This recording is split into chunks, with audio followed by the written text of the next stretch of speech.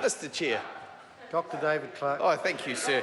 Well, I think we're reaching a point of harmony in the House, and it may just be a difference in emphasis because Mr. Robertson, I asked Mr. Robertson to consider it will be, in my estimation, more than 30,000 first-time savers in the Greater Wellington region that have missed out on this $1,000 KiwiSaver kickstart as a result of the changes the government made in the last election.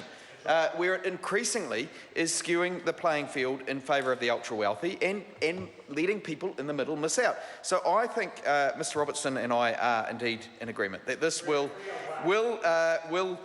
create some concern for people, and that there may well be people who wish to withdraw. Now, I agree also with Mr. Robertson that we should not be encouraging people to do that, that we should be encouraging instead people into savings, and that the movement that was started by the last Labor government to really push a savings culture is one that is worth taking into the future. And I guess we would encourage this government to take up that cause, and for starters, it could look at restoring that Kickstarter fund that it took out, because that is the harm that's been done, and it has changed the behaviour, and the government's had the advice that has changed the behaviour. And so that's where I suspect the concern from officials came, that from the government's own advice. I mean, the government's best economic advice is that the damage that the government did to that Kickstart scheme that withdrew that entitlement for a lot of first-time savers will have a lasting impact,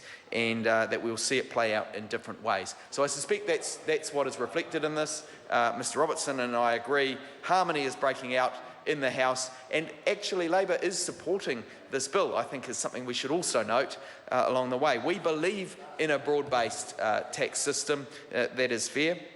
Of course, there are aspects we will disagree with the government on, and we don't think they've got the tax system right, but we do want to work towards simplification, and that is what a good deal of this bill is about.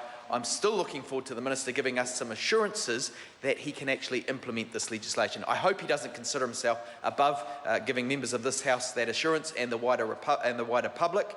It's a mistake his government is slipping into, where they are increasingly seen as arrogant and out of touch.